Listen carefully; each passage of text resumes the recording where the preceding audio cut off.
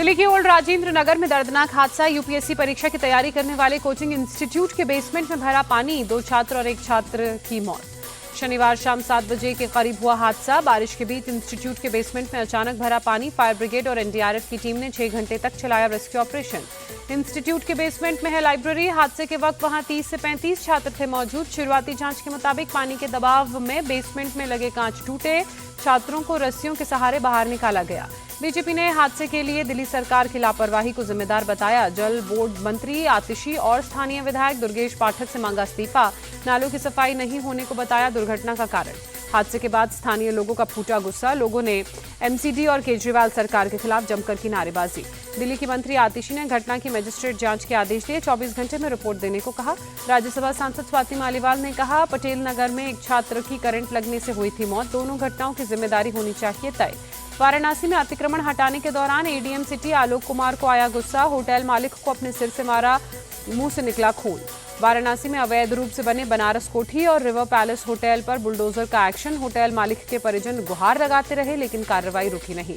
अखिलेश यादव ने तंज कसते हुए कहा, उत्तर प्रदेश के प्रतीक्षारत क्योटो में अधिकारियों ने शुरू किया अनोखा free style head strike Olympics game. प्रदेश सरकार कौन सा मेडल देती है देखना बाकी है।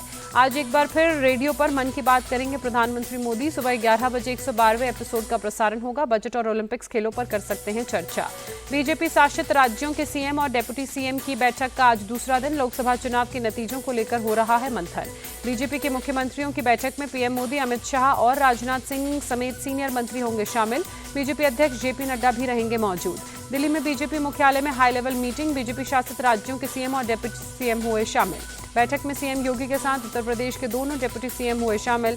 मनमुटाव की खबरों के बीच पहली बार तीनों नेता एक साथ मीटिंग में शामिल हुए। अखिलेश यादव ने बुलाई समाजवादी पार्टी विधानमंडल दल की बैठक। कल से शुरू होने वाले विधानसभा सत्र को लेकर होगी चर्चा। अमित शाह के भ्रष्टाचार का सरगना वाले बयान पर भड़के एनसीपी नेता शरद पवार। कहा, सुप्रीम कोर्ट ने उन्हें 2 साल के लिए राज्य से बाहर किया था। केंद्रीय मंत्री पीयूष गोयल का शरद पवार पर पलटवार। कहा, अमित शाह पर झूठे आरोप के लिए देश से माफी मांगे। अमित शाह पर लगा केस बेबुनियाद था, ये एक षड्यंत्र था। दिल्ली में आज गृह मंत्री अमित शाह से फिर मिल सकते हैं अजीत पवार। चुनावों के लिए सीट बंटवारे पर बातचीत से पहले मुलाकात अहम। दोनों के बीच बुधवार को भी हुई थी मुलाकात। महाराष्ट्र चुनाव से पहले अजीत पवार को लगा झटका। बाबाजानी दुरानी शरद गुट में हुए शामिल। कांग्रेस नेता अधीर रंजन चौधरी का बयान, बंगाल में टीएमसी की बात नहीं मानने पर हत्या कर दी जाती है।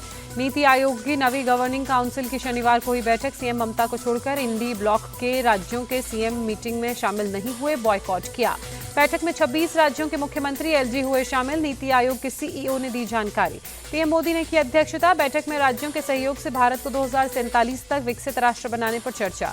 नीति आयोग की बैठक बीच में छोड़कर निकली ममता बनर्जी। सरकार पर लगाया बंगाल से भेदभाव का आरोप। सीएम ममता का आरोप, बैठक में मुझे बोलने नहीं दिया गया, फंड मांगने पर मेरा माइक बंद कर दिया गया।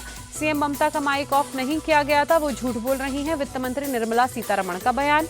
नीति आयोग की बैठक में सीएम ममता का अपमान हुआ, क्या ये लोकतंत्र है? संजय राउत का सवाल। आरजेडी सांसद मनोज झा का बयान, प्लानिंग कमीशन के बदलते नीति आयोग बनाना एक गलत फैसला था। नीति आयोग की बैठक में सीएम योगी ने कहा, महिला और बच्चियों को आगे बढ़ाने के लिए विशेष प्रयास किए जा रहे हैं।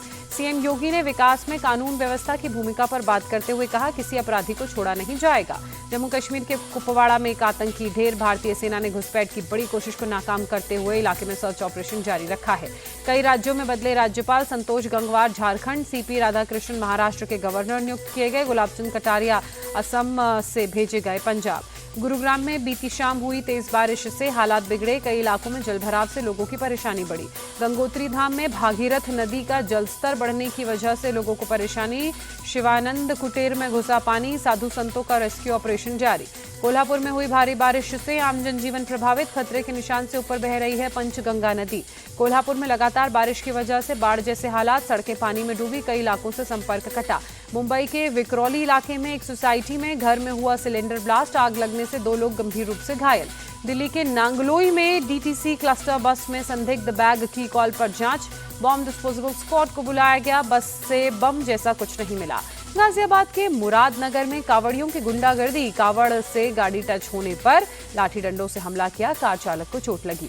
एशिया कप में फाइनल में आज भारत और श्रीलंका की टक्कर, दोपहर 3 बजे से दाम्बुला में खेला जाएगा फाइनल मैच। भारत और श्रीलंका के बीच दूसरा T20 आज पलेकेले में शाम 7 बजे से शुरू होगा मैच।